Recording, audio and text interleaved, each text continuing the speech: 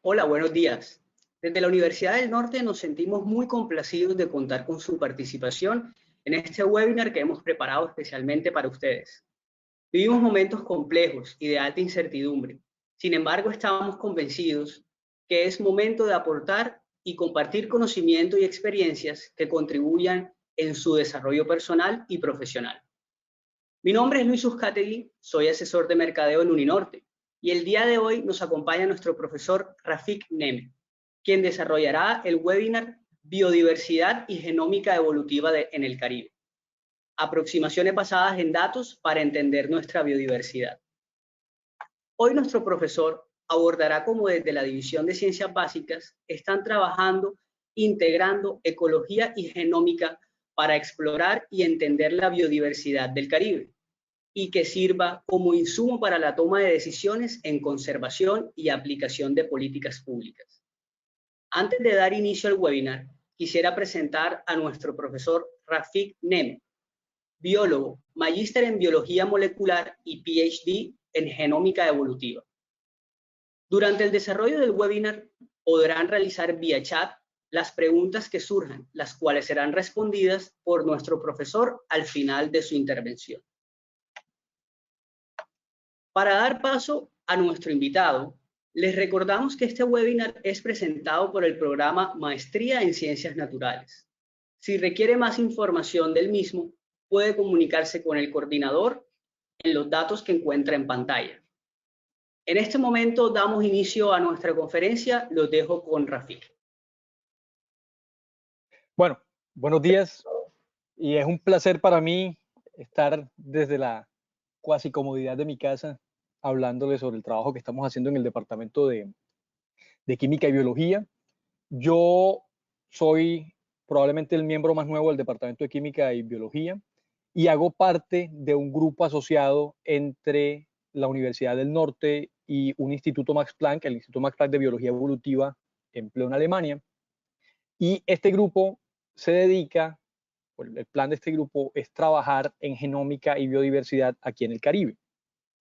Entonces, pues hoy les voy a contar un poquito de qué hacemos con el grupo y qué hace el departamento también integrando un par de cosas. Entonces, para empezar, hay un concepto que es fundamental, no sé cómo estemos de público en términos de variedad, pero al centro de todo esto está la diversidad biológica y es las diferentes formas y estructuras que forman la naturaleza a las múltiples escalas que existen. Es decir, la diversidad de moléculas, diversidad de células, diversidad de poblaciones, de especies. Nosotros también hacemos parte de la biodiversidad del planeta. Lo que nosotros hacemos, cada una de nuestras funciones, los diferentes tipos de edificios, todo lo que en el planeta está contenido entre la naturaleza y que tiene la posibilidad de ser distinto, hace parte de la diversidad biológica. Y eso, digamos que es una aproximación para, vamos a entrar a pensar en términos de la vida, en que no hay cosas uniformes. Y como no hay cosas uniformes, queremos entender cómo se segregan, cómo se dividen o cómo hacen parte de un mismo colectivo. Y la biodiversidad, a pesar de que no siempre se ponen esos términos, es central para entender muchas preguntas en biología. Por ejemplo, una de las grandes preguntas en biología es cómo surgen las especies. Y para pensar en cómo surgen las especies, tenemos que saber dónde hay especies, cuántas especies hay, ¿sí? Cómo se distribuye. Y esas son preguntas importantes para la biodiversidad. Ya desde motivaciones personales, para contarles también cómo se enlaza el tema de la biodiversidad con otros intereses científicos, mi interés es cómo nacen los genes en la naturaleza, cómo se produce innovación en la naturaleza. Es como el de las preguntas que a mí me obsesionan ya desde hace unos años.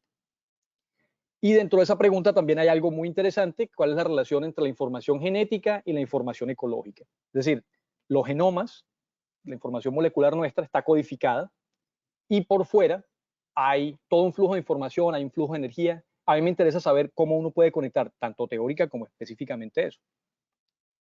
Y además, ya pensando, como a mí me gusta pensar en esa escala molecular evolutiva, también me interesa saber qué diferencias hay entre pensar en biodiversidad en la escala de especies, que es la escala más tradicional en la que nosotros escuchamos este concepto, o qué diferencias hay cuando hablamos de biodiversidad molecular. O sea, no es lo mismo hablar, por ejemplo, de que en una especie X existen 20.000 diferentes genes, a que en un ecosistema existen 500 especies, cada una con 20.000 genes. ¿Sí? ¿Y qué diferencias hay si se comportan dentro de un entorno celular de formas que son homologables a las interacciones que existen más allá de la célula, por ejemplo, en un bosque, ¿sí? En una selva? Y la última pregunta es una pregunta que también tiene que ver con el papel que nosotros jugamos como científicos, y es, en particular para mí, cómo se puede aportar desde la genómica al monitoreo de la biodiversidad, que es importante. Necesitamos saber qué hay para muchas cosas, pero además también eso cómo nos sirve para tomar decisiones sobre problemáticas ambientales y para políticas públicas. Entonces, la idea es, yo aquí estoy tratando de hacer un recorrido entre intereses que son muy propios, muy egoístas, podríamos decir así, y que pasan y, digamos, llegan a intereses que también son del colectivo. En últimas, quisiera como resumirlo en qué procesos biológicos ocurren en el Caribe y cómo los podemos estudiar. Y entonces yo aquí llego al Departamento de Química y Biología de la Universidad del Norte y se trabajan varias cosas. Entonces quiero describirles un par de las líneas que se trabajan en el departamento. Aquí tenemos, por ejemplo, mucho trabajo en servicios ecosistémicos y biodiversidad, como por ejemplo, eso no está del todo desconectado de las dinámicas urbanas, los ecosistemas urbanos, socioecosistemas. Y también, por ejemplo, cómo se integra el conocimiento ecológico tradicional. Y pasamos entonces por temas en los que también trabajo yo: ecología, ecología cuantitativa, ecología evolutiva, cómo, por ejemplo, el clima y diferentes factores no biológicos afectan la biodiversidad. Y también hay trabajo en ecomorfología, en entomología, que es parte de lo que estamos haciendo nosotros, ornitología, el estudio de los pájaros, ictología, mamíferos marinos. Y aquí tenemos todo un equipo de gente que trabaja, y no puedo poner quién trabaja en qué, porque la mayoría de estos trabajos los hacemos de manera colectiva. Cada quien tiene una experticia distinta, pero hay mucha conexión entre todos estos temas. Entonces, si están interesados, pueden comunicarse con el profe Robin y él los puede dirigir, dependiendo del tema que los interese, a alguna de estas personas. Esto es en la parte de biología y biodiversidad en Uninorte. También es importante tener en cuenta, y sobre esto haré un poquito de énfasis luego, que hay poco estudio a nivel genético y de paisaje, ¿sí? Y de, digamos, de plantas, de microorganismos, de peces, invertebrados. Es muy poquito lo que se sabe en el Caribe, ¿sí? Y en general lo que se hace acá son inventarios, que es trabajar, ¿sí? Con listas de lo que hay, pero se ha hecho muy poco históricamente sobre otras preguntas biológicas que van más allá de simplemente describir qué tenemos. Entonces, parte de mi trabajo también está orientado, y el trabajo del departamento orientado digamos, a trascender esas limitaciones. También tenemos un proyecto ahorita andando sobre los objetivos de desarrollo sostenible, que se está haciendo en 3 lugares de Sudamérica, que busca fortalecer la investigación y la cooperación interdisciplinar entre diferentes ciudades y entre diferentes sectores de la sociedad, ¿sí? Para ver cómo se impacta la política pública a partir del conocimiento en biodiversidad. Esto lo coordina la profe Juanita Aldana. Y también, esto es relativamente reciente, pero tenemos el herbario de la universidad, que pues está pensado también como una gran colección, no solamente de vegetación, sino una colección de organismos del Caribe, y creo que es el primer herbario en Colombia, no sé si en otra parte, que es 100% digitalizado. Tenemos especímenes en vivo, pero toda la información del herbario está disponible en línea. Entonces, ahí está la página. El proyecto es coordinado por la profe Marcela Celis, y pues pueden tener acceso como si estuvieran visitando uno de los herbarios de colecciones biológicas. Es bien interesante. Y también tenemos otras líneas de trabajo en biología molecular y química, y en esto quisiera hacer un poquito de énfasis sobre el trabajo de la profe Alma Polo, que está trabajando en 2 proyectos interesantes. Uno es cómo podemos inducir a partir de hongos y otros microorganismos la diferenciación de células madres hacia células óseas, para eventualmente ver si podemos hacer reemplazos de hueso. Y también, utilizando hongos y bacterias marinas, ver qué actividad tienen los compuestos en estos organismos para aplicaciones industriales. Y trabajo como este también es hecho en diferentes organismos y con diferentes propósitos por otros profes en el departamento. Tenemos aquí no fotoquímica, sino fitoquímica. de productos naturales, hay modelaje y diseño de fármacos, entonces hay un componente importante de química computacional en el departamento y también un componente de bioprospección de los productos del bosque seco tropical hacia aplicaciones farmacéuticas e industriales. Y bueno, quiero volver sobre la pregunta un poquito más propia de esos procesos biológicos que ocurren en el Caribe y cómo los podemos estudiar. Entonces, yo me quiero volver hacia unos años temprano en mi carrera. Este bichito que ven aquí en la pantalla se llama Daphnia pulex, es una pulga de agua y parece como un fantasmita que fuera a asustar a alguien, y vive en lagos. Daphnia es un crustáceo, un microcrustáceo, y hace casi 10 años se publicó su genoma por primera vez, el genoma de esta especie, y esto fue digamos, una revolución. Para mí fue una gran revolución. En el campo de la genómica evolutiva también fue una revolución sustancial, y es porque se presenta este organismo como un genoma eco-responsivo o de eco-respuesta, digamos, entre artrópodos o en crustáceos. Y mi mentor, la persona con la que yo estaba trabajando en ese momento, era mi maestría, publicó una pieza sobre la cual traduzco un pedacito que dice que el análisis de este genoma trae sorpresas que no pudimos anticipar de lo que habíamos aprendido hasta ahora de otros artrópodos. O sea, todo lo que se sabía de genomas, y en ese momento ya había varios genomas de insectos, de artrópodos, había muchos genomas, pero todos esos genomas eran de especies que nosotros cultivamos en laboratorio artificialmente, ¿sí? Y los producimos para entender cosas de la genética, pero Daphnia es el primer modelo que se saca de muchos años de estudio ecológico, ¿sí? Sobre Daphnia no se había hecho mucha genética, sino se había hecho muchos estudios ecológicos en lagos, por ejemplo, cómo cuando cambian las condiciones en un entorno, si cambia la temperatura o cambia la salinidad en un lago, la especie se vuelve de una forma o se vuelve de otra. Y, por ejemplo, esas manitos, esos cachitos que tiene, cómo cambian ante la respuesta de depredadores, que son preguntas tradicionalmente ecológicas.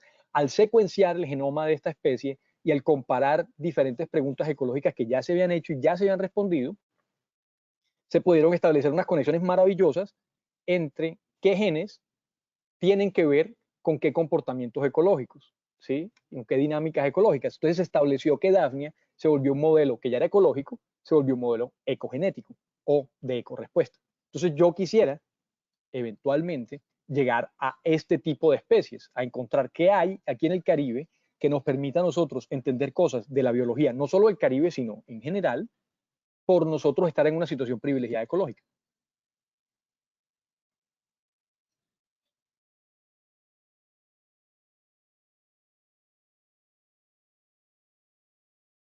Bueno, entonces la biodiversidad en Colombia y en el mundo, digamos, nosotros como Colombia hacemos parte del segundo país, o somos el segundo país megadiverso. Hay un consorcio de países en los que está concentrada toda la biodiversidad, o casi toda la biodiversidad, el 90, 95%, y Colombia tiene el 16% de especies endémicas, quiere decir que solamente existen en Colombia. Y esto es particularmente interesante y preocupante porque el avance industrial y la explotación de recursos por agricultura y turismo degeneran y fragmentan los ecosistemas. Y nosotros somos un país que depende mucho de estas dos cosas, ¿sí? de este avance industrial y de explotación de recursos, y entonces estamos poniendo en peligro un recurso que no solamente es nuestro, sino que está en una situación privilegiada en todo el mundo. Y a nivel de biodiversidad internacional, tenemos un catálogo y cuantificación de la biodiversidad todavía muy incipiente. Todavía no se sabe mucho de qué está ocurriendo en particular porque los países que lideran la investigación en el mundo no tienen en sus patios traseros tanta biodiversidad. Y la otra cosa que es importante es que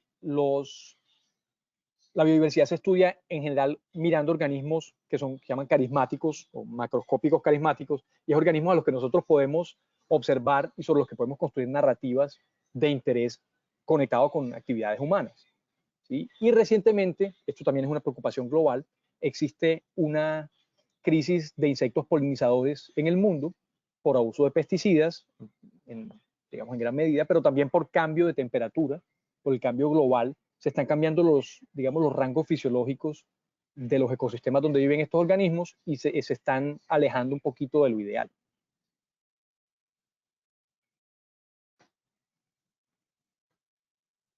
Y en Colombia, podemos también hablar, según un reporte que se hizo hace un par de años, Colombia Viva, en conjunto con la WWF, que casi la mitad de los ecosistemas en Colombia, como ecosistemas, digamos, únicos, se encuentran amenazados. Pero si nos enfocamos en el bosque seco tropical, creo que ahorita queda algo así como el 10, 15%, menos del 10 y 15% del bosque seco tropical en Colombia, que es el ecosistema que tenemos aquí en Colombia. Aquí tengo una imagen panorámica de un pedacito de bosque al que hemos estado yendo a trabajar aquí en Barranquilla. Entonces, el problema con esto es que la pérdida de estos ecosistemas limita y compromete la supervivencia de esas especies y, por supuesto, los servicios que nos proveen ¿sí? A los demás ecosistemas urbanos que están alrededor, digamos, toda la dependencia que nosotros tenemos en la alimentación. Sin embargo, esto no es, la biodiversidad es problemática de estudiar por cosas también que tienen que ver con la pregunta y con el sistema, y es que identificar y catalogar especies es muy difícil. También, para uno identificar y catalogar, tiene que volverse un poco un experto en cada cosa, ¿no? Tal vez tiene que volverse el experto en la pata delantera, en la uña de una araña, para poder separar esa especie de la otra especie que son altamente parecidas, pero que no se reproducen. Entonces, en la escala macroscópica, en lo que se ve, hay que desarrollar experticia taxonómica y eso toma mucho tiempo. La otra cosa es, por ejemplo, si estamos hablando de microorganismos, de bacterias, de hongos, de algas, muchas son muy difíciles de cultivar, de mantener en el laboratorio y después de separar y decir esta que es redondita y verde es diferente de esta otra que también es redondita y también es verde. Entonces necesitan para esto esfuerzos colaborativos inmensos, porque entonces por cada grupo taxonómico nosotros necesitamos una nueva especie, perdón, un nuevo taxónomo, ¿sí? Un experto.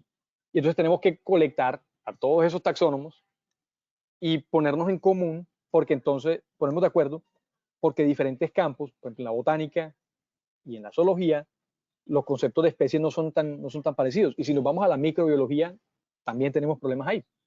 Entonces, no hay un estándar que unifique la determinación de especies y eso dificulta la comparación. Entonces, eso básicamente lo podemos resumir en que hay una alta dependencia del entrenamiento del investigador. Esto trae problemas en la reproducibilidad, porque entonces no puedo hacer un estudio en diferentes partes sin mover el equipo humano. Y también en el tiempo, si las personas se mueren, si las personas cambian de campo, se va perdiendo eso y deja de haber reproducibilidad en el tiempo. Entonces, que son asuntos muy importantes, en particular si queremos entender dinámicas que son de décadas o incluso eventualmente pensando en siglos. Entonces, para esto yo he pensado, y esto no soy solo yo, esto se ha aplicado exitosamente en otros sistemas también que son interesantes en el mundo, por ejemplo en Hawái, y es desde la metagenómica, que es, la genómica se encarga de entender los genes de un organismo, ¿sí? Todos los genes. La metagenómica se encarga de ir más allá y ya no entender los genes de un solo organismo, sino coge pedazos de un ecosistema, los vuelve ADN, saca el ADN de eso, y los procesa y los vuelve información comparable. Y esto se puede hacer porque el ADN es común a todos los organismos celulares, porque es químicamente estable en diferentes ambientes y tipos de muestreo. Es muy fácil de analizar, ¿sí? Extraer el ADN, hacer PCR, que estos días, en otro momento no me hubiera dedicado un poquito a explicarlo, pero estos días con la pandemia creo que muchas personas han entendido qué significa. Y después de eso podemos secuenciar, o sea, obtener los pedacitos de ADN, qué significan, qué tienen, y a partir de ahí hacer algo que nosotros llamamos bioinformática o biología computacional para compararlo. Entonces, lo que en otro momento era mirar las diferentes partes de los organismos, separar entre especies y ahora decir este con este qué, nosotros ahora lo podemos pasar todos homogéneamente por una línea de producción para obtener textos y esos textos sí son comparables. A partir de ahí nosotros derivamos algo que se llama unidad taxonómica operativa, que se parece un poquito al concepto de especie, ¿sí? Como palabras que la gente usa para definir algo que se parezca a la especie, entonces podemos comparar cuántas unidades taxonómicas hay de bacterias, cuántas unidades taxonómicas existen de hongos, de moscas, etc. Y la otra, una ventaja de esto es que una muestra de ADN tiene, una muestra del bosque o de un pedazo de agua o de un estómago, tiene ADN de todos los organismos que están ahí. ¿Sí? Entonces no necesitamos volvernos súper expertos en separación, en identificación, sino ahí está todo lo que nosotros queremos ver. Y la otra es que podemos escoger la resolución adecuada. Según nos interese, podemos mirar un pedacito de cada organismo. Es decir, si por ejemplo quisiéramos hacer comparaciones solamente de un gen, o si quisiéramos hacer comparaciones de todos los genes de todos los organismos, o si eventualmente queremos quedarnos solamente ya en este ecosistema, ya no solamente me quiero quedar con las bacterias, entonces hago genomas de las poblaciones de bacterias, o si encuentro algo que me parece muy interesante como en Daphnia, hago un genoma individual. Entonces yo para esto, digamos, después de mucho pensarlo en la preparación de, digamos, de esta fase de análisis o de estudio del Caribe, decidí trabajar con artrópodos, ¿sí? Que contienen a los insectos, a las arañas, a los crustáceos. Y, digamos, quiero hacer énfasis, quiero hacer el foco en los artrópodos, porque los artrópodos tienen unas características bien chéveres, bien interesantes. La primera es que son fáciles de mostrar. Las trampas de artrópodos son súper estándares en el mundo, son pequeños, entonces yo por una trampa ya no tengo que hacer una trampa que sea un balde gigante, sino puedo hacer una trampa más pequeña. Los artrópodos están en todas partes, en todos los ecosistemas. No hay tanto de ellos en estudios de diversidad global. Y los artrópodos son un grupo súper diverso, excelente, ¿sí? Tienen muchos ciclos de vida, morfología, diferencias, por ejemplo, en términos de química y comportamiento, pero también al estar en todas partes, cargan pedacitos de otros organismos, ¿sí? Por ejemplo, si hay artrópodos que se alimentan de otros animales, tienen pedazos de esos animales adentro. Si hay artrópodos a los que les crecen hongos encima, tienen esos hongos encima de ellos. Si se alimentan de plantas, esas plantas van a estar en sus intestinos. Entonces, ellos, así como yo soy un investigador que va a muestrear pedazos del ecosistema, al coger los artrópodos están haciendo lo mismo por uno, ¿sí? Ellos están trayendo pedazos que no están ahí mismo, pero que en su movilidad los traen. Y también hay muchos grupos que son indicadores del impacto humano en ecosistemas naturales o de diferentes ecosistemas. Por ejemplo, como les mencionaba en Daphnia, hay variación en ella cuando hay cambios en el entorno. Y la otra es que se ha demostrado que es muy fácil establecer modelos de laboratorio a partir de insectos, que a la larga también es algo que uno quisiera hacer, y es no dejar los insectos que fueran interesantes o los artrópodos interesantes solamente en el bosque y tener que ir a traerlos cada vez, sino eventualmente poder establecer colonias experimentales.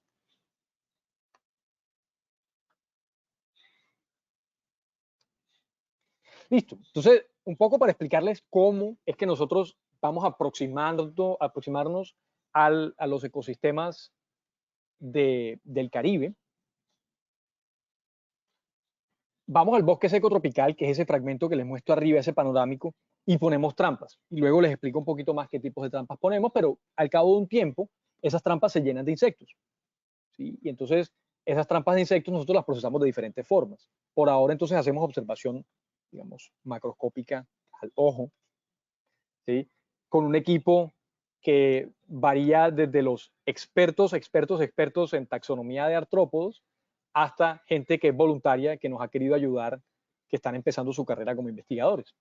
Entonces lo que hacemos nosotros en el laboratorio es procesar todos los bichitos que encontramos en esa muestra, los limpiamos, los pasamos a unos frasquitos y establecemos con eso también una colección de referencia que idealmente hará parte también de eso, como les mencionaba ahorita, del herbario, ¿sí? De esas grandes colecciones del Caribe colombiano.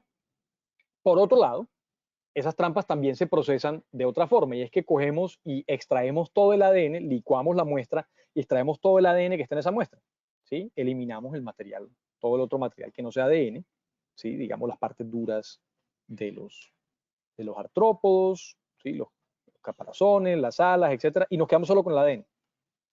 Y eso lo pasamos por un secuenciador de ADN, ¿sí? Cogemos ese ADN y, como les decía ahorita, lo volvemos texto, ¿sí? Hacemos una transformación de mensaje codificado químicamente a un mensaje codificado electrónicamente, y en este caso hablamos de unos códigos de barras, y entonces por trampa nosotros tenemos qué hay dentro del ADN que encontramos, qué hay, ¿sí? Encontramos, y básicamente con eso hacemos una comparación de cada organismo que hemos encontrado, de cada código de barra, cuántas veces lo encontramos.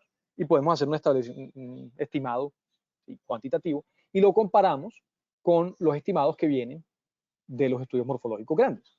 Y entonces comparamos esas dos cosas y por trampa, luego nos devolvemos, por trampa podemos saber qué había de cada uno de estos organismos.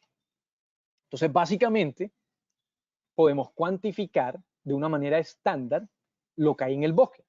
Entonces, en este momento estamos haciendo esa comparación morfología molecular porque es importante saber, como se sabe mucho más del comportamiento morfológico, queremos saber qué hay. Pero en el tiempo, la idea es ir pasando de lo morfológico a lo solo molecular, que es la metodología estándar, que es lo que lo acabo de presentar acá, ¿sí?, para pasar de bosque a datos.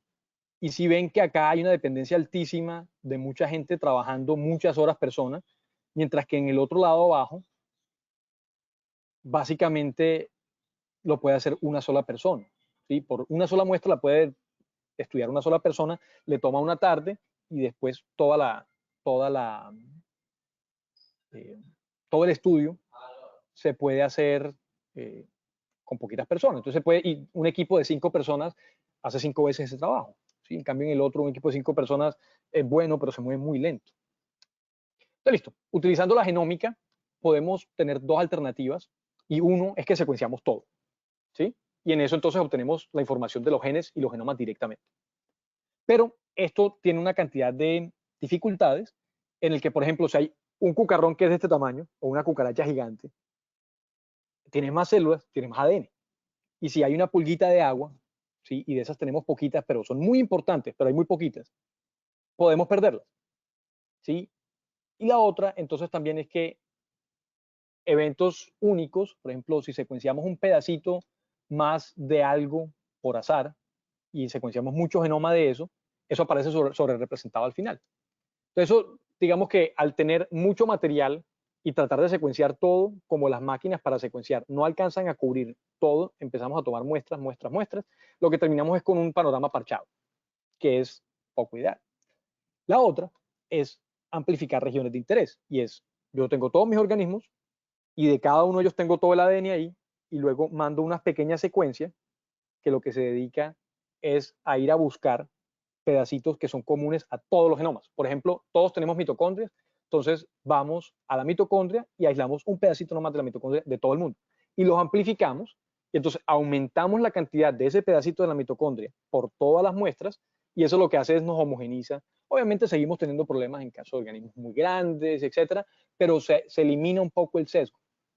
Y eso se llaman marcadores, ¿sí?, ese pedacito que uno amplifica, y con eso quiere decir que una sola región por organismo es suficiente para saber si está ahí o no está ahí, ¿sí? Obviamente no hay garantía de que ese primer, esa secuencia en la que nosotros utilizamos para buscar pedacitos, funcione para todo el mundo igual, pero es una aproximación mucho más cómoda, mucho menos sesgada que ir a hacer eso al ojo, ¿sí? O dejar que el secuenciado sea el que defina las secuencias que secuencia por nosotros. ¿Sí? La otra cosa es que no se puede confiar en un solo marcador. Supuestamente hay unos marcadores universales. Con esto nosotros lo que utilizamos son diferentes. Entonces, por ejemplo, está el citocromo oxidasa, que está en la mitocondria, o utilizamos un marcador ribosomal. Nosotros todos tenemos ribosomas, porque todo el mundo hace traducción de proteínas. Entonces, los ribosomas también son buenos marcadores. La idea es buscar cosas que estén presentes en todo el mundo. Por ejemplo, si nosotros fuéramos a comparar la morfología de los ojos, podríamos coger especies que tengan ojos. Pero si fuéramos a comparar morfología de ojos y cogemos un hongo que no tiene ojos, entonces no sirve para hacer la comparación. Los ojos no son universales en ese sentido. Entonces, la es aproximarnos a partir de secuencias de genes que estén en todo el mundo. Y esto, cuando nosotros después, digamos, ya tenemos nuestras secuencias, las podemos agrupar. En el que, por ejemplo, si encontramos muchas secuencias de un mismo organismo, obviamente son idénticas, entonces las agrupamos en un solo.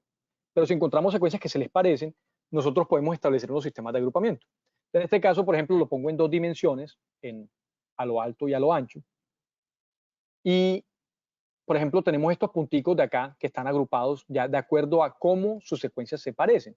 Y yo puedo decir, por ejemplo, alrededor de eso, quiénes están en el 90%, ¿sí?, el 95% de similaridad.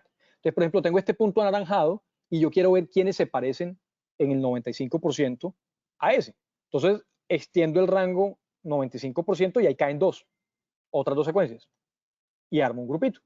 Y luego sobre esas dos, también me armo un rango del 95% y ahí cabe otro más en el grupo, hasta que ya no quepa nadie, ¿sí? Hasta que queden grupos armados. Entonces, con eso, yo puedo decir, por ejemplo, que aquí hay un grupo taxonómico, acá hay otro grupo taxonómico, cada uno está conformado por múltiples individuos, múltiples representantes, y aquí hay uno único. ¿Sí? Y eso es importante a nivel estadístico, a nivel para detectar quiénes están, quiénes son raros, quiénes son comunes. ¿Sí? Y el hacerlo con el ADN nos permite hacer eso también de una forma dinámica, porque si nosotros queremos hacerlo al 95%, o queremos hacerlo al 97%, o queremos hacerlo al 90%, son decisiones que a veces no son tan transferibles entre sistema y sistema, y es muy difícil hacerlo para todo el mundo. Entonces el sistema le permite a uno volver a revisar los datos iterativamente, ¿sí? Dependiendo de los resultados que se encuentren o dependiendo de las dinámicas que, si por ejemplo en 5 años alguien publica y dice, equivocado todo el mundo que hizo análisis al 90%, hay que hacerlo al 97%, nosotros todavía tenemos la posibilidad de revisar esos datos y volver a hacer los análisis. Que no es lo mismo cuando uno hace establecimiento de especies a nivel morfológico y es si la garrita está así, o la garrita está así, o la garrita está así. Es muy difícil cuantificar. Sí, obviamente hay técnicas de morfometría geométrica y todo eso, pero volver a revisitar los datos es mucho más difícil que con los datos de ADN. Entonces, con esto nosotros podemos hacer una estimación de la diversidad, podemos cuantificar, ¿sí? Pasar de la observación del bosque a un número, que es importantísimo, porque entonces con eso nosotros cuantificamos y podemos saber cómo se distribuyen, digamos, diferentes variables. Y podemos hacerlo por muestra, podemos hacerlo por sitio, podemos hacerlo por región, que es muy, digamos, es fundamental. La otra cosa, entonces, es que nosotros podemos hacer una aproximación numérica con muchos datos, ¿sí? Millones de datos por cada vez que hacemos un análisis de estos, en el que podemos saber, ok, encontramos 3 grandes grupos de moscas. Y de todos estos grandes grupos de moscas, todas son muy parecidas, ¿sí? Están dentro de una especie de umbral numérico en el que podemos decir hay 3 poblaciones de moscas. ¿Sí? Probablemente entre ellas se están reproduciendo todavía y si se encuentran, pueden tener hijos. Y si están por fuera del umbral, ¿sí? De ese umbral que nosotros podemos decir que hay 3 especies diferentes. ¿Sí? Y eso obviamente tiene impacto a la hora de definir cuánto hay. La gran pregunta de la biodiversidad, qué hay y cuánto hay, depende de estas aproximaciones numéricas. Y entonces, para eso, obviamente nosotros acá, como no es algo en lo que estemos acostumbrados a trabajar, tenemos que estandarizar esas condiciones de muestreo, de la extracción del ADN, de la amplificación, de secuenciación, todo eso. Y entonces parte en eso es lo que estamos trabajando aquí en el grupo asociado. Entonces, para contarles un poquito de cómo se ve un proyecto de estos cuando funciona, básicamente nosotros tomamos el Caribe y hacemos muestras por todo el Caribe. ¿Sí? Hacemos un muestreo regional en el que hacemos lo que les mostraba, ponemos trampas en diferentes partes y luego, asumiendo que existe una discontinuidad ecológica, por ejemplo, entre Santa Marta y Barranquilla, nos podemos ir a enfocar, ¿sí? Después de hacer un muestreo general, mirar qué ocurre, por qué las muestras que nosotros estamos mirando de este lado tienen un comportamiento y después del otro lado tienen otro comportamiento. Entonces hacemos un zoom, en el sentido literal en el que vamos de nuevo, y ponemos muestras cada vez más cerca. ¿Sí? Y en eso esperamos encontrar algo que nos describa un gradiente o un cambio entre las muestras que tenían un comportamiento, en este caso las que tienen un punto negro y las que tienen un punto blanco. Y en el medio encontraríamos algo gris si hubiera algo como un gradiente. Y luego nosotros podemos pasar a qué organismos son los que están generando ese cambio en muestras. Y podemos mirar, por ejemplo, que este cucarrón tiene un comportamiento como ese, pero este ortóptero, esta tijereta, no Dermaptera, esta tijereta no tiene ningún cambio a lo largo de este gradiente, que ya habíamos observado que hay un gradiente. Entonces, comparando estas dos especies, eliminamos a la tijereta, la dejamos por fuera y nos quedamos con el cucarrón. Y ese cucarrón entonces se me vuelve a mí un primer candidato para una especie que tiene ecorrespuesta a lo largo de un gradiente en el Caribe. Y entonces vuelvo y voy y busco, ahora sí ya específicamente cucarrones de esta especie, extraigo el ADN específicamente de cada uno de ellos y miro qué pedazos del genoma están cambiando, ¿sí? De oriente a occidente en este muestreo y de occidente a oriente, ¿sí? Y entonces la idea es ver quiénes a nivel genético, a nivel genómico, qué elementos moleculares son los que responden a que haya un cambio en la ecología de estos organismos para que sean diferentes de un lado al otro. Si de pronto hay una zona híbrida acá, etcétera. Hay una cantidad de hipótesis.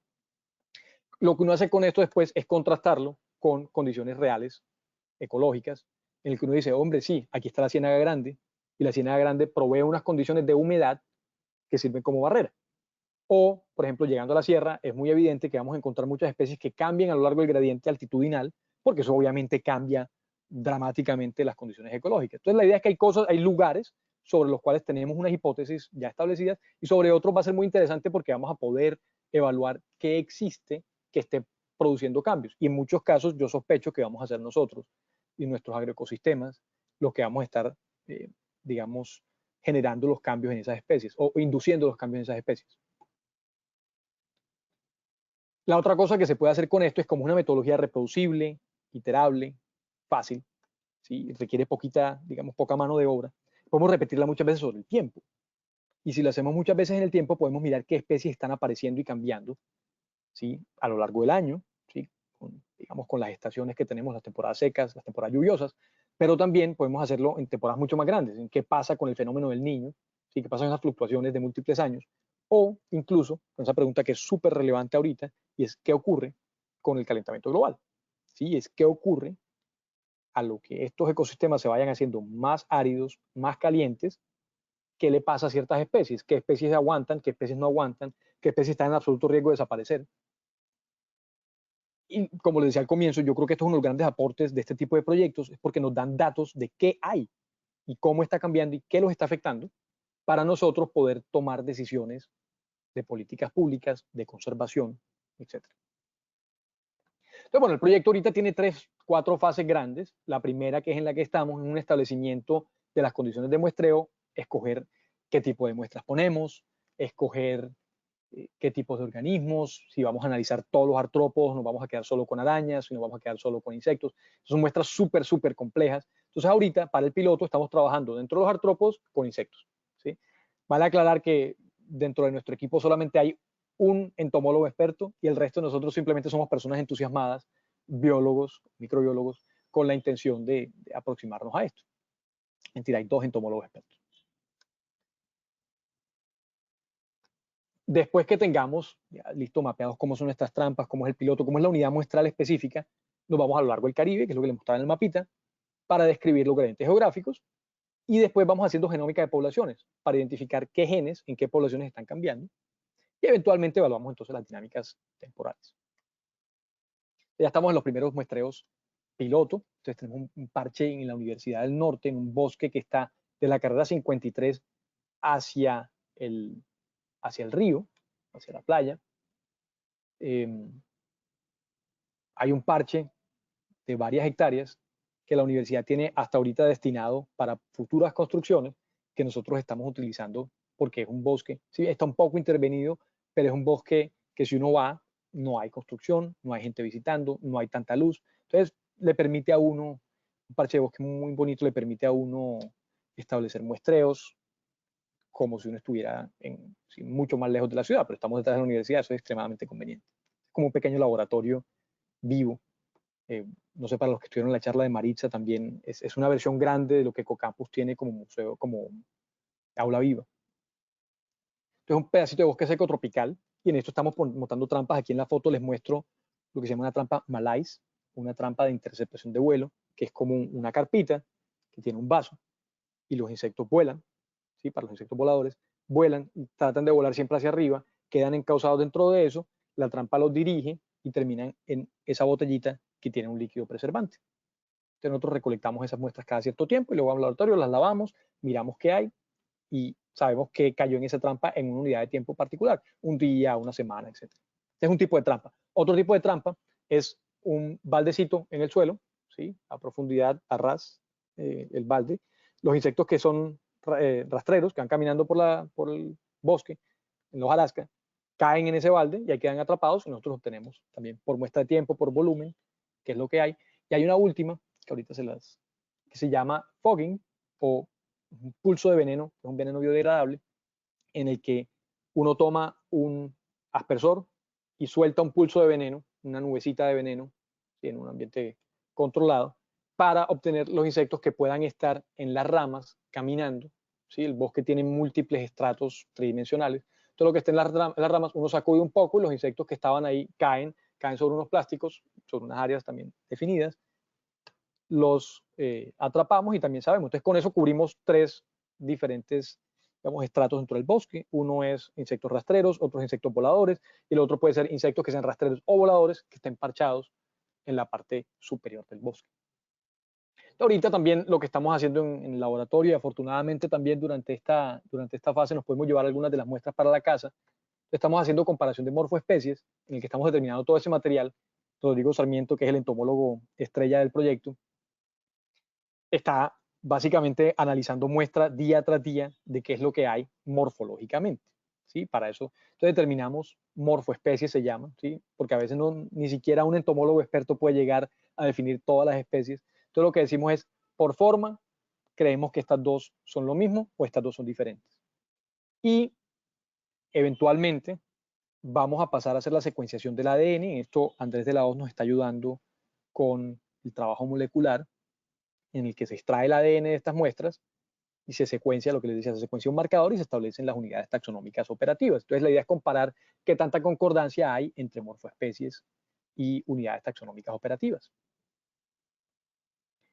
Listo, el proyecto, la idea es que además de todas estas cosas que les mencionaba, produzcamos una colección de referencia de artrópodos para estos diferentes ecosistemas en el Caribe, que sea una colección material y computacional para que cualquier persona con sus propias preguntas, y la idea es que esto quede abierto, pueda visitar la colección y responder lo que quiera. ¿Sí? La idea, parte del título de esta charla es: hay que aproximarse a estas preguntas con muchos datos, y los datos tienen que quedar disponibles para que la gente los visite y los revisite y los analice y los vuelva y los analice para ir informando las hipótesis de una forma, digamos, más allá que son con solo imaginación. Obviamente la imaginación es fundamental, pero a la imaginación hay que irle dando avenidas para resolver los problemas concretamente.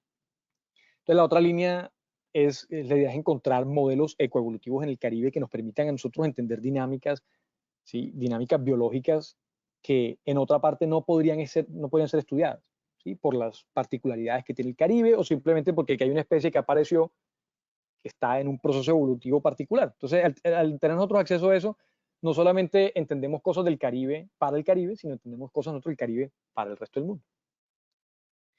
También queremos entender si hay especies que sean sensibles a mucha variación según clima, estado de intervención, según el uso del suelo, en agroecosistemas, por ejemplo, o si hay especies que son biomonitores que nos digan: este parche del bosque no lo podemos tocar porque aquí viven los últimos 5.000 cucarrones de esta especie. Y si nosotros tumbamos este bosque, se acaba. Y obviamente nosotros no queremos preservar por preservar, pero un endemismo, por lo mismo que les decía, puede ser parte de un proceso evolutivo continuo, único en el mundo, que le podría dar uno acceso a una pregunta muy importante. Entonces, en ese sentido, yo sí valoro la conservación, no solo por conservar, sino conservación cuidadosa, de saber qué hay, dónde hay, y con miras a una investigación o a un uso industrial. La otra es, este es un proyecto que estamos desarrollando con Anaí, también en colaboración con miembros de Ecocampus, y es que estamos tratando de entender si hay fuentes alternativas de alimentación que se puedan utilizar con artrópodos, ¿sí? Cómo nosotros podemos comernos a los artrópodos que existieran en el Caribe como un reemplazo o como un complemento a las dietas basadas en ganadería, por ejemplo. ¿Sí? Y cómo nosotros podemos establecer estos sistemas, porque además son muy cómodos eh, para crecer. Digamos, los experimentos que se han hecho en el mundo para establecer alternativas de alimentación basadas en moscas, por ejemplo, son muy fáciles de mantener en la casa y se pueden utilizar tanto para el consumo personal como para alimentar otros organismos que uno tenga en la casa. Por ejemplo, si uno tiene gallinas, alimentar las gallinas con un bajo costo, y la otra ventaja que tiene es el aprovechamiento de los residuos orgánicos que hay en la casa. Entonces, para eso estamos trabajando. Anaí, que hace parte de la maestría en Ciencias Naturales, que tiene una beca de Ecociencias, está tratando de entender qué artrópodos, y en particular estamos trabajando con dípteros, con moscas, qué moscas hay en el Caribe que nosotros podamos aprovechar como un modelo para aprovechamiento con miras a alimentación. Y también tenemos a Cecilia Torres, que nos ayudará también con la parte nutricional en este proyecto, como para entender cuáles serían mejor, no solamente por la facilidad del cultivo, sino también por cómo nos afectan nutricionalmente. Entonces vuelvo sobre esta pregunta que mencionaba al comienzo, y es cómo podemos aprovechar esta gran diversidad que tenemos nosotros acá, que no tiene mucha gente en el mundo y que no tiene mucha gente en el mundo donde se está haciendo continuamente ciencia. Entonces, ¿cómo podemos aprovecharla para desarrollarnos y para desarrollar el Caribe y para desarrollar la ciencia en el mundo, pero acá? ¿Sí? Entonces, la respuesta súper, digamos, pequeña, humilde y tímida que diría yo es que hay que explorarla, y hay que explorarla con aproximaciones que nos den muchos datos, que cuando yo haga un experimento, cuando yo haga un muestreo, le quede información a muchas otras personas que tal vez en estos digamos, ecosistemas científicos no tengan el mismo acceso a datos, ¿sí? Ni tengan el mismo acceso a la producción de datos. Entonces, en ese sentido también yo estoy muy agradecido con las fuentes de financiación que le permiten a uno estar aquí en Colombia y desarrollar proyectos soberanos sobre Colombia, ¿sí? Con recursos de otros lados. Y listo, con eso quisiera cerrar la charla por ahora. Aquí tengo una foto del grupo en la universidad, y hay una foto también bella de un día que estábamos haciendo un muestreo en el bosque. Pues lo que decía, lo empecé ahorita, pero quiero darle gracias a la universidad digamos, por albergar esta iniciativa, que es digamos, una iniciativa que hace parte de muchas universidades. Yo tengo un dinero que vino de Pew Charitable Trusts para hacer investigación en Latinoamérica. El Max Planck de Biología Evolutiva, que también está financiando y, digamos, está muy interesado en promover este tipo de investigación local, ¿sí? No, es un poco sui generis en el que lo que se haga es nuestro para nosotros, ¿sí? Y también con eso, agradecerle también a Ecocampus, que nos ha ayudado mucho con el establecimiento del sistema de muestreo en la universidad, y con quien queremos hacer un par de proyecticos moleculares también para entender qué está pasando en el campus y para entender qué hay de especies que son como icónicas para el campus. Y bueno, a otras fuentes de financiación. Muchísimas gracias a ustedes, y bueno, quedo abierto a preguntas. Muchas gracias. Agradecemos a nuestro invitado por lo provechoso que ha resultado abordar esta temática en este espacio, y a continuación procedemos a leer algunas preguntas realizadas por nuestros participantes.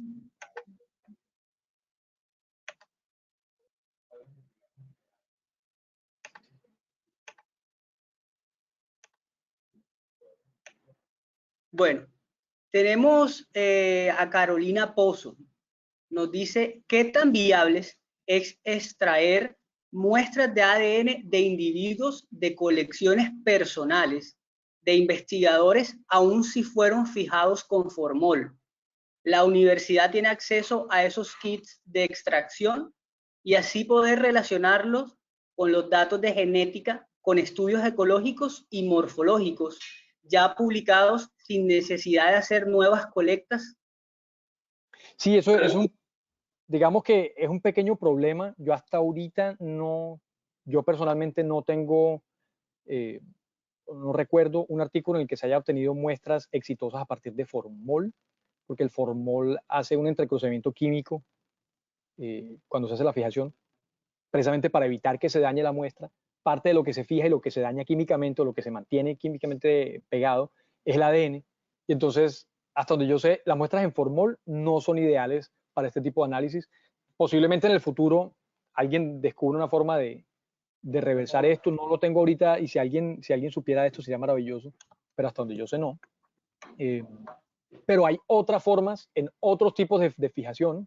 En etanol, por ejemplo, también se ha podido extraer. Un colega con el que también tenemos un proyecto en este marco ha logrado extraer muestras tanto de insectos como de plantas. No es ADN de súper alta calidad y de pronto no serviría para secuenciar todo un genoma, pero sí se pueden extraer muestras tanto de especímenes fijados en seco como de especímenes guardados en botellitas de alcohol. Entonces, sobre eso, digamos que hay una idea de, a lo que tengamos esto establecido, hacer como comparaciones con colecciones que ya existan, para poder digamos, georreferenciar o hacer referencia en el tiempo de especímenes anteriores, de colectas anteriores. Eso es maravilloso. Entonces la idea es hacer como esas dos, tener esas dos posibilidades. Y los kits, la universidad no es como que tenga los kits para eso, simplemente se piden o se buscan de acuerdo a la necesidad. Entonces, también la ventaja de esto es que ahorita hay mucha producción industrial de herramientas que le permiten a uno aproximarse a eso. Entonces uno simplemente, si tiene la financiación, compra el kit y hace el proyecto con eso. Si no hay necesidad de casarse específicamente con un tipo de tecnología. Perfecto. Bueno, Carolina nos pregunta también que si piensan abrir estos estudios a otros bioindicadores que intervengan en ecosistemas acuáticos y terrestres, como anfibios u odonatos. Sí, pues odonatos en principio caerían en las trampas malayas, ¿sí? Las libélulas caerían en trampas malayas. Ahorita en el último muestreo no sé cómo estamos de libélulas, pero siempre se ven bastantes en el bosque. La idea con esto es no sesgarlo a un solo grupo. Entonces nosotros lo que estamos tratando es de ver qué tipo de muestreos hacemos nosotros que quepan tantos como sepan que se puedan en una trampa o en un grupo pequeño de trampas. Entonces, lo ideal con eso, y nosotros ya lo hemos discutido en el departamento también para hacer muestreos con líquenes o para hacer muestreos botánicos, es cómo nos aproximamos nosotros a las muestras de forma tal que no nos terminemos mirando un solo grupo de organismos, un pequeño grupo de organismos, sino algo que nos dé una complejidad como amplia. ¿Sí? Entonces, en ese sentido, también se podría pensar en cómo, digamos, cómo colectar. ¿Sí? En algún momento lo discutimos, colectar con drones para hacer muestreos sobre áreas mucho más grandes y para capturar insectos voladores mucho más grandes. Pero pues todo eso está en discusión ahorita. Digamos que este es el piloto, esto es con lo que estamos pensando, pero precisamente como el proyecto está definido como un proyecto de biodiversidad y genómica, no queremos casarnos solamente con esto y estamos abiertos a cualquier, digamos, tipo de organismo que cumpla con unas condiciones mínimas de muestreo fácil. Ok, perfecto. Bueno, tenemos una pregunta de Maylin Casayas. Ella nos pregunta, ¿hay un método sencillo para facilitar la identificación de especies?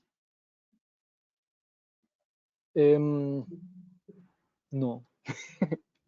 Sí, o sea, en principio son las grandes preguntas biológicas, pero las aproximaciones moleculares nos dan lo más cercano a un método aplicable a todo el mundo.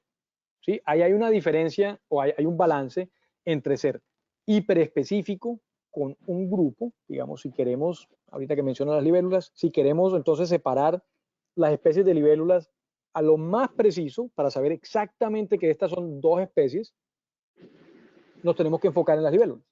Pero con las aproximaciones moleculares, y para esas aproximaciones también hay que aplicar morfología y molecular, pero estas aproximaciones moleculares basadas en unidades taxonómicas operativas son como una manta amplia que le permite a uno entonces capturar una idea de más o menos cómo se ve la biodiversidad en una escala deslizante, ¿sí?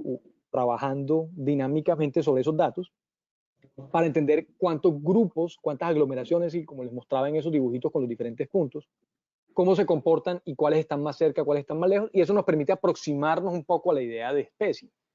Pero la otra cosa es que el concepto de especie es tan complejo y depende de tantas cosas que no se pueden evaluar con una sola metodología, que pues lo que nosotros hacemos ahorita es iniciar con eso y a medida que se vaya necesitando vamos afinando. Ok. Bueno, Rafik, tenemos la última pregunta y es de Carolina Pozo.